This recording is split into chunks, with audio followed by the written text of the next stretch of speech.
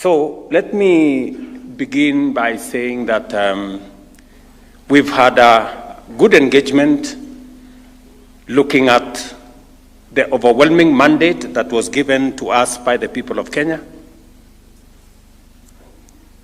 We did discuss this morning whether we overpromised, and it was very clear to us that we did not, that Kenya needed transformation. It needed something out of the ordinary. And that is what we have on offer from this administration. And let me just give you maybe 7 areas that are of concern and that are of priority and that have occupied the most part of this administration's push for transformation in Kenya. We are very well aware that transformation is not easy. It never was, and we never expected it to be easy. But transforming Kenya, we must. I will speak to 7 subjects that has been the subject of conversation in this gathering and the priority areas of this administration. Number 1 is the economy. We have assessed where we were in 2022. And we had a situation emerging from the shutdown of the economy as a result of COVID-19, a devastating drought followed by floods that had made the cost of living rise very high. Prices of unga were 240. We had 7 million Kenyans in the CRB. Our inflation was at 9.6%. Our exchange rate skyrocketed to about 165 shillings to the dollar. Our foreign exchange earnings went to a low of $6.5 billion, only 3 months of import cover.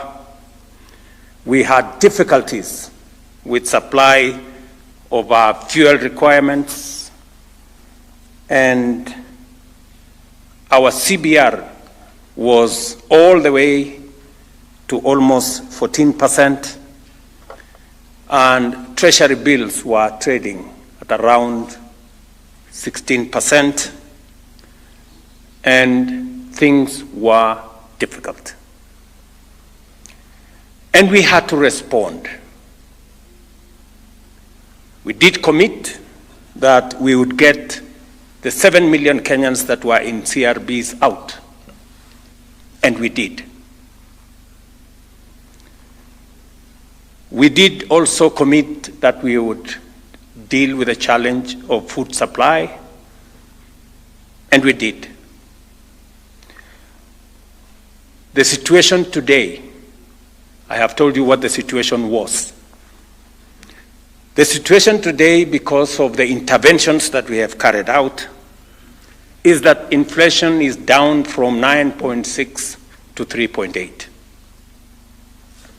Our currency exchange is down from the high of 165 to 129 shillings to the dollar for the last 14 months. Our foreign exchange reserves, which were at 6.5, the low of $6.5 billion, an import cover of just 3 months, is now up to $10.9 billion, an import cover of close to 5 months. Treasury bills today trade from a high of 16. Now treasury bills are trading at 8.5%. And also our CBR, as I told you, by the central bank, has come down from a high of almost 14% just a few, I think last week or the week before, central bank announced a new central bank rate of 9.75%, down from what it was before. As a result, our economy has improved from being the 8th largest economy in Africa to being the 6th largest economy in Africa.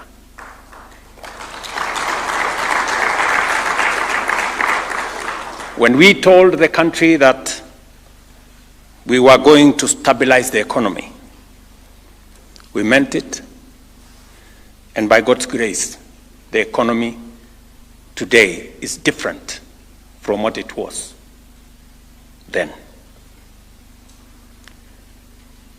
But we also have discussed about what about the future? What happens from here? And it is our intention to continue to expand our interventions on managing expenditure and increasing our revenues. It is our intention, and the targets we have for the future is that we want to move our revenues as a percentage of GDP from 15, 16, 17%. We want to see whether we can take it to 19, 20%. That is our looking forward. We're also looking forward to ensuring that we maintain our foreign exchange reserves by supporting more exports of goods, of services, so that we can grow our balance of payment numbers. That is on the economy. Number two, on agriculture, we did commit to the country that we were going to undertake robust, far-reaching reforms in the agricultural sector. And as I have said, you know very well that we had an untenable situation where the cost of living was very high. The largest contributor, as you all know, to inflation and the cost of living is the cost of food.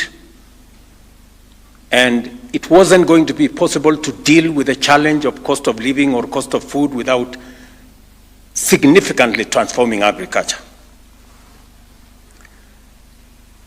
So what did we do to deal with that situation that we had where agriculture was not supplying enough food? We had challenges of policies in that space. We had fraud on fertilizer and all the other interventions that were going on. And we had challenges of farmers getting adequate prices or the correct prices for their produce. So as an administration, we took 5 steps to transform the agricultural sector. Number one, we changed from subsidizing consumption and instead went to support production. That is why instead of subsidizing unga, we decided to subsidize fertilizer, because it makes the whole difference. We took the next step to get the correct data, because the agricultural space didn't have any accurate data on any matter. So we undertook a robust process of collecting data on the agricultural sector, and thankfully we now have a database of 6.6 million farmers, complete with the crops they plant, the acreage of their land, and all other details that are required, including their details. The third issue is, apart from collecting data, we digitized the whole agricultural value chain to assist us eliminate fraud and corruption and theft that was prevalent, so that it undermined corruption, theft, and fraud, undermined delivery of government programs, even the subsidy program, even the fertilizer program. And as a result of the interventions that we have carried out in the agricultural sector, as per the commitment we made to the people of Kenya, we have, before I go there, I said the interventions we have carried out. The other intervention we carried out is to reform the coffee sector. The coffee sector had been taken advantage and actually taken hostage by cartels and interests. And it wasn't possible to sell your coffee where you wanted, because there was an incestuous relationship between brokers, millers, the people buying at the coffee exchange, that undermined the capacity of farmers to decide on their farming practice, because certain groups of individuals had monopolized that sector. One person had a license as a farmer. They were also millers, they were also brokers, and they were also the people who bought coffee at the coffee exchange. We have since dismantled those cartels, and we have changed the delivery model in the coffee value chain. We have also undertaken far-reaching reforms in the agricultural sector, in the sugar sector. As we all know, Kenya always, since I was Minister for Agriculture, we always went to seek for some commercial safeguards, because we were perennial importers for 30 years of sugar. And it was necessary to reform the sugar sector. This is a commitment we made. It is in our manifesto. And we had to take the business interests who had taken hostage the sugar sector head on. At some point, I had to tell them mambo ni matatu. It was not a threat. It was just an exercise in the course of reforming the sugar sector. We have since reformed the sugar sector. We have brought in the private sector to work with us, and we have stopped the tradition that existed for 20 years, where government always came in to pay farmers for sugarcane that was never supplied to government, or to pay workers that did not work for government. So, what is then the new situation? The new situation is that the interventions that we have made, from subsidizing fertilizer, digitizing farmers, reforming the sector, making sure that we have accurate data, getting rid of the cartels in the sugar, in the coffee, and in the other sectors. Today, we have a new situation. Our productivity has gone up. Productivity on maize, for example, has gone up from an average of 40, 43, 44 million bags a year to last year, 64 million bags. This year, we are expecting between 70 and 75